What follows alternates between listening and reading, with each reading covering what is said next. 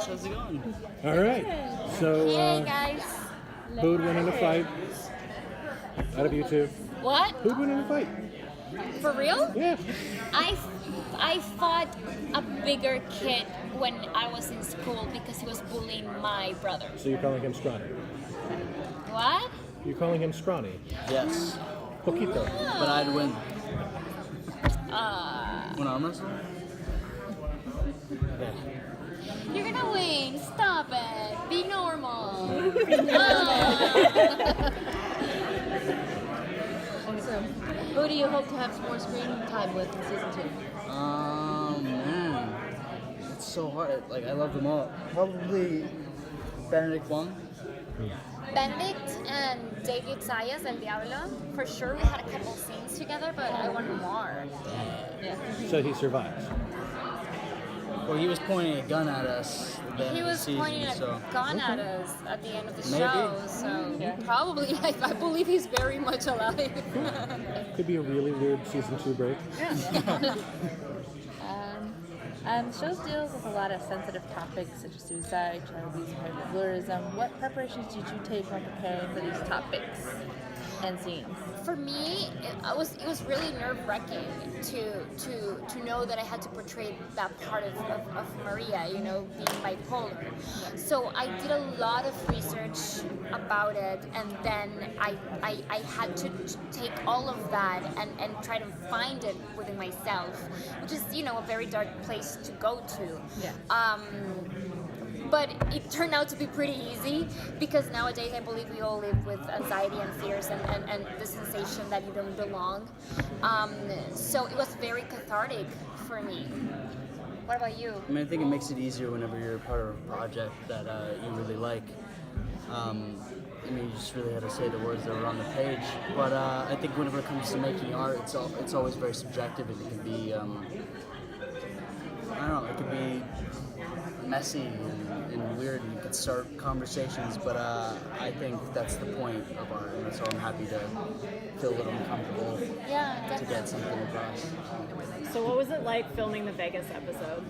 Awesome. It was the most fun ever. We were I mean, really expecting it. Like, we were really looking forward to that episode. yeah, I mean, it just gave us so much freedom as actors to act almost as maniacal as we possibly could. Like the director, Especially you. Especially me. Yeah, I got to act like I was on 7 hits of acid, just pretty much not blinking. And they put in context about the size of my eye.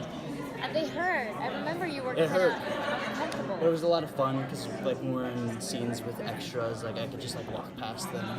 They would be like really weirded out by me. And I like making people uncomfortable sometimes. If you got to have a scene with Frozen Head Chico, what would you want to have? Frozen head?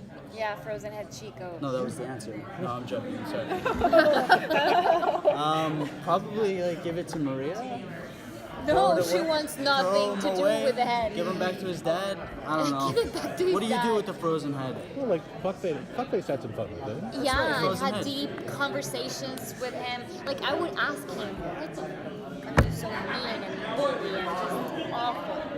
And I would kick He's him. got daddy issues. Definitely. Yeah. So soccer.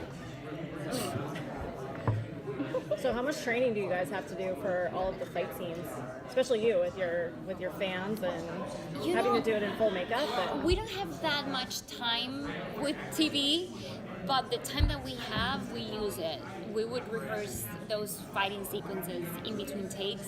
So every free moment that we had, we would go out and we would rehearse with the stunts to make sure that it was perfect. And also over the weekends, we would rehearse with them. So a lot, but most of it depended on how much work we did at home. So we had to literally take the work home, you know, not only the sides and learn the lines and prepare the scenes, but also you would be at home in front of the mirror like, yes, here, and then 1, 2, and kick. It was something special.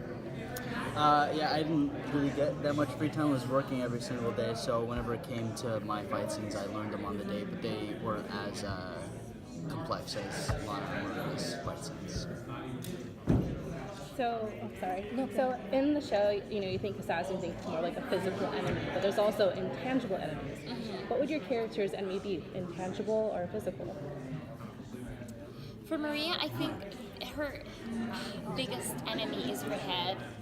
You know, she lives in constant fear, and she has these movies in her head that tells her wrong things, and she believes them and she acts on them. So I believe that's her biggest enemy, definitely her head. And el cartel. Probably the intangible ones, because Marcus is highly depressive, and he seems to be pretty familiar with getting hurt physically. So yeah, it's probably just his head. Probably end up going back on that tower one day. Last question. I know you guys played D&D between, off when you guys were Every week. filming, yeah. Except for the girls, they were out dancing. We were out pole dancing. What warrior classes would you give everybody on the show? Oh man. I mean, Billy was a half elf named Jizzledum.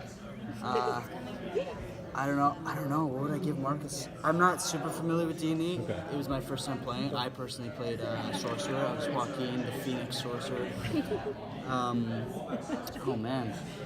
What would you give Maria? What character would you give her? I had one. I never got to do it, but I was a half cat. Because I'm a crazy cat lady. So they gave me a half human, half cat. I'm interested to see what what that character would do. Okay. Thank you so much.